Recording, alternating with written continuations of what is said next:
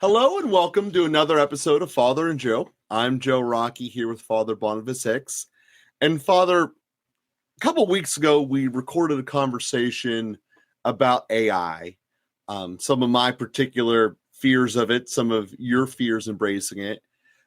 But regardless of how you feel about the reason it's here, the way it should be used, etc., one thing that is clear is that it's here, it's producing content, and not all of the content is accurate. Some of it is blatantly nefarious. Some of it is such as using a program to make a news story look different than what happened. Then there's, it's a work of fiction where we're using this to make our sci-fi movies look more realistic and better. So we know that it's here and it's able to do, but it also presents a major problem that every person has to deal with because it comes right into the butt of how we do relationships. To have a true relationship with someone, you have to be able to trust them as kind of a bare minimum. Even if I'm trusting that you're lying to me, I have to trust the pattern in which you present.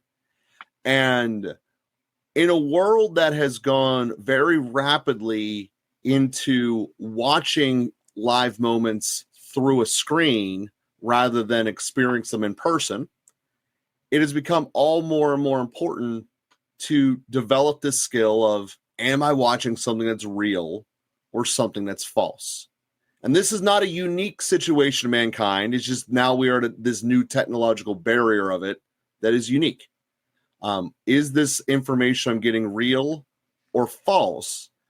And I wanted to spend a conversation about that, knowing how paramount it is to every relationship, but specifically now this is our relationship in a greater context with those that we're not physically next to in this moment in time. So, Father, that's the conversation that I think would give a great asset and benefit for our listeners today, and where I wanted to start the chat. Yeah, I think holding up relationships as the constant lens of critique, I guess, around AI is exactly the right thing to do. That we can't have a relationship with an AI bot, not a genuine relationship. So we can interact in sharing words, and those are going to be connected with some synthesis of ideas that are generated from other people that are coming out of other things. But we can't have a real relationship. There isn't something mutually formative in a personal way with an AI bot. And so, but it really seems like there is. That's the problem, is that when we interact, the AI does conform itself to our way of interacting, to some of our expressions. It is taking in our content, and it is responding to us a lot of times better than human beings do. AI listens more carefully and gives you more attention and has more to draw from than human beings. And so if interaction is reduced to words, then AI does really well with all of that. But of course, our interaction is more than words. There is a communion of persons. There is a union of spirits. There is a union of hearts. There is something that's personal, also in terms of our freedom. That's never going to be matched by AI. But that's a little bit subtle, and I even feel almost inadequate in expressing those things. I feel like I'm lacking some philosophical foundations that would help me to express it a little bit better. But the nature of personal interactions is something that we have, lost a clear sense of. And so we've substituted just words for real human interaction in so many spaces. We've gotten used to that. And so we have to be careful there with AI. I sort of wonder, it's what's being produced now is the finest fruit of a lot of human creativity brought into an algorithmic synthesis, an artificial synthesis. as AI is producing more content, it's going to become more inbred. I think. I don't know exactly how that works. I'd be interested to speak with Well, it somebody already who. is. Well, but it's going to become more and more inbred. No, I get it, and so that notion, at least in the way I interpret, I might not be. I might look at something using words in a different way, and I'm finding out with one of my business partners that I'm doing that a lot. He means something that I mean using the exact same word. So trying to use that as a point of emphasis in my focus here. But the reason I say it's already becoming more, you use the term inbred, is because just from the social networks, they have been literally since their creation trying to learn everything about you. Their purpose, specifically Facebook, was so that they can charge more to an ad, because the more targeted an ad is, the more successful it is, the more they can charge, more money they make. It's a very straightforward business plan. And so there's always been an incentive, economically speaking, to learn more about you. And that's the goal. And these AIs are essentially doing the same thing, with one, in my opinion, scary part. There's not an explicit goal, because ChatGPT is here to learn about you, give you answers you want, but it's not selling you advertisements for Mountain Dew. So at the end of the day, what is it trying? Why is it trying to get everything, aside from you use their version instead of Claude? Okay, I mean that might be a reason, but there is a that's how I see it, as it already being, as what you said, of already inbred. So I wanted to interject that thought, but not derail your overall mission.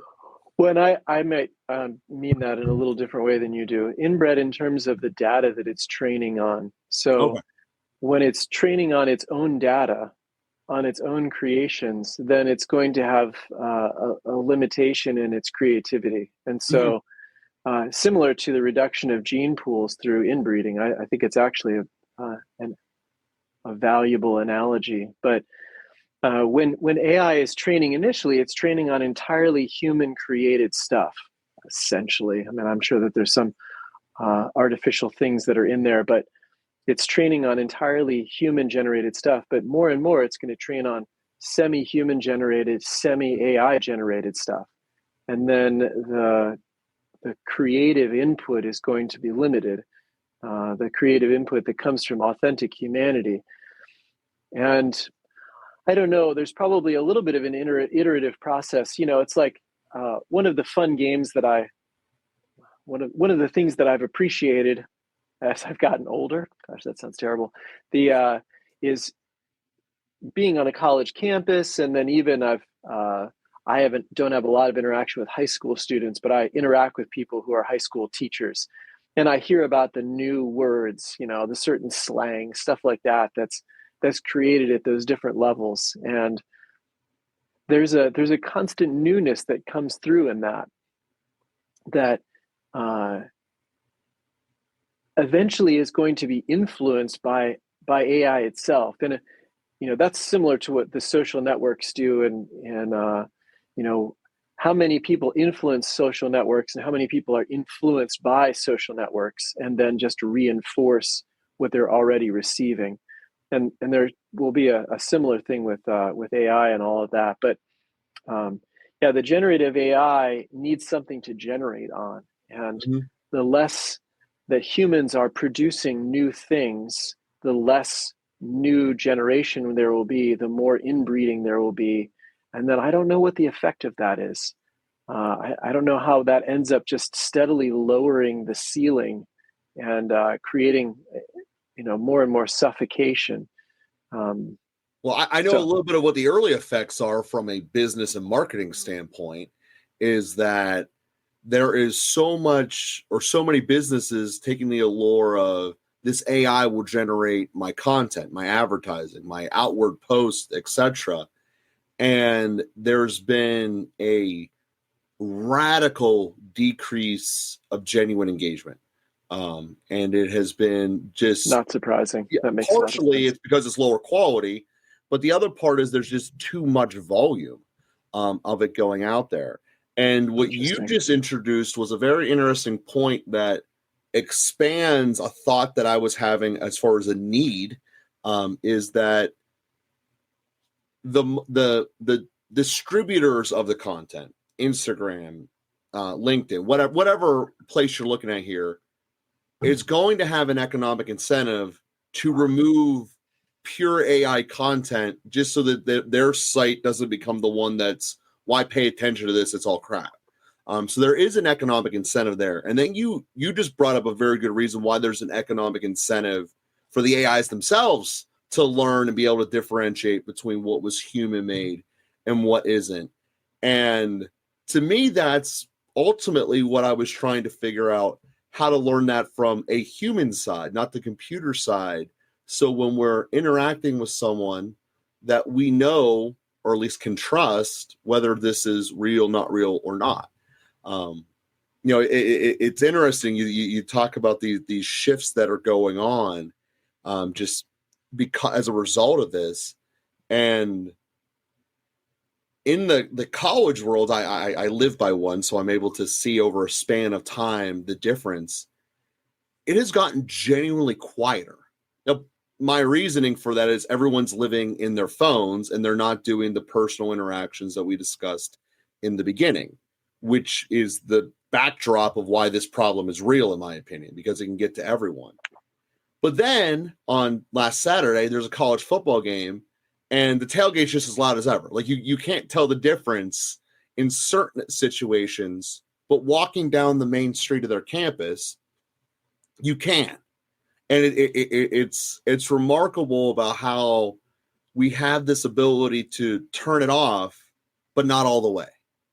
And I don't know if you see anything similar in your world, but it's something that, again, this AI technology, whatever the right terminology is, 'cause I'm sure I've blended across a couple lines there, is, in my opinion, devolving, reducing our relationships, and then therefore reducing our relationship muscles, if you will, our ability to go out and talk to a stranger, to try to reinforce a relationship, to try to repair a relationship.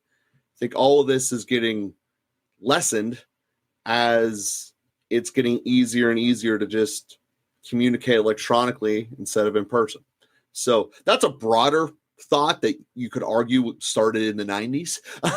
But this is the direction it's going, and now there's decades worth of evidence to show it. And at some point questions need to be asked about, is this good?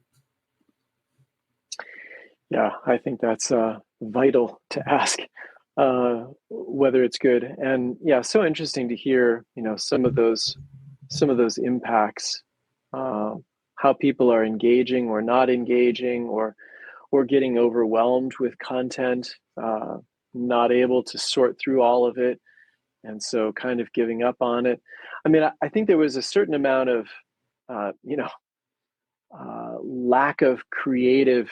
It's like somebody creates a news article out of genuinely new content, and then a lot of people imitate it, have reduced versions of it, etc.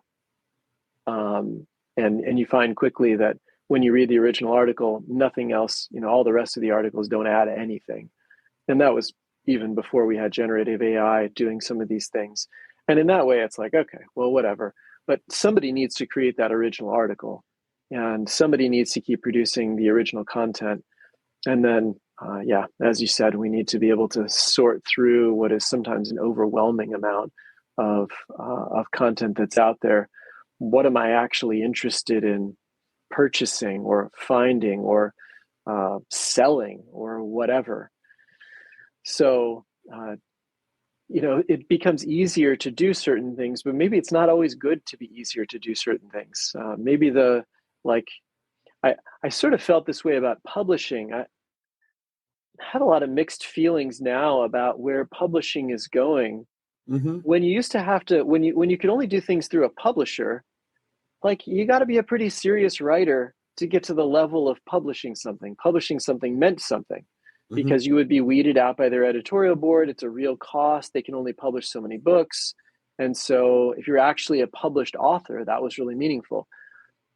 Then when publishing became easier to do, so they could publish a lot more books, so that lowers the bar. And then we have self-publishing. And now it'll do all the formatting and, so editing and whatever for you. And now you just have more and more junk that's possible to put out there. And then that makes it harder to determine whether what I'm reading is actually worth reading or whether I'm seeing is actually worth seeing. So similarly, when, with advertising, it's like if you actually have enough apparatus to advertise something, well, that's probably worth seeing. You have enough money and influence and people supporting you and echoes of, people validating what you're putting out matters, that like, oh, I'll check this out. It's gotten a lot of interest. But now when it's so easy to imitate that, then you start to lose some of these criteria for selecting what's important. And now we have to find different networks of selecting what's important. So now I have to, I ask a friend of mine, hey, have you seen this thing? Have you read this thing? Would you recommend it for me? And that's fine to do, but it just is limiting. It's changing, I guess, at least the field of ways that we used to evaluate what's out there, evaluate content. And we have to just do that in a different way now, I guess. Yeah, that's that's the challenge that every generation has, right? Of how do we figure out how to trust each other? And again, this isn't necessarily a new problem. It's just our version and iteration of it. We haven't had, in terms of a global conflict, really a major reason where, the end of World War I, the Germans and the French didn't trust each other. That is one of the reasons the escalation of the World War II occurred. They didn't trust each other and they started stealing from each other. And then boom, next thing you know, all the other evil things that started in Germany sort of cropping up, and here we are. So it's not that it's a new thing. I mean, there's households that don't trust each other within them, and they don't know how to gauge it. So these are all erosions of relationships. And I bring up anything that is a possibility of eroding your relationship skills. And what I mean by that is your ability to create a new relationship, your ability to strengthen an existing relationship or to repair an existing relationship. Anything that is keeping you from doing that is like the equivalent of trying to become a bodybuilder and living on ice cream, or trying to be out on the beach and seeing a big cloud coming over. You're not going to get a suntan that way. So when we look at this, I view the possibility of where this can go of being really detrimental in a way that impacts us way greater than just, I was able to do my accounting taxes a little bit faster, or I was able to do some task, some data-driven task easier. And that, to me, in the long run, doesn't seem like it's worth the cost. I know I brought up in the prior episode my fear of the automation and AI removing entry-level positions in companies across this country, because it makes it harder for people to be able to enter the workforce successfully without the entire economy taking a step back because of it. So these are all relationship-based fears and concerns, and something, like I said, that really wanted me to pluck out and say, we might not be able to stop it. I mean, this is out. It's probably never going away, but how can we learn how to adjust our relationship skills and teach others so that we don't lose our abilities? Yeah, I like you bringing it back to the original topic of how important these human relationships are, and maybe that much more important to make sure our in-person relationships are especially robust. That I think, you and I have spent a lot of time interacting online, for example, and I think that's pretty robust. We have nice interaction this way, and we're both seeking to be really honest and open, and so that's what fosters the the quality of relationship. But there is a way that this relationship is sort of limited in, we're exchanging words. And at some level, I could be having this conversation with generative AI. And, so again, like this has flowed into your life and has influenced other things in your life. But, the more, when we're actually living with people, interacting with people, staying in relationships that are hard, and also just sharing life with people, there's a whole different impact that has. And then I can have a relationship like this, which has a kind of narrow window of interaction in a robust way, where I bring my whole humanity, because there are other relationships I'm bringing my whole humanity into. And so I think it's really important for us to have deep, sort of full-bodied, full life kinds of relationships that have a real priority in our lives. So to remove the transactional nature that tends to creep into a lot of other interactions, and again, which AI in some ways does better than human beings do. And so if we really allow relationships merely to be reduced to the transactional, then AI will replace them, and we will lose our humanity in the process, I think. I love that answer, and I have a thought of a follow-up of a test, which actually will be the basis of the next conversation we're going to have next week. So we thank everyone for being with us here, and we will be with you again next week.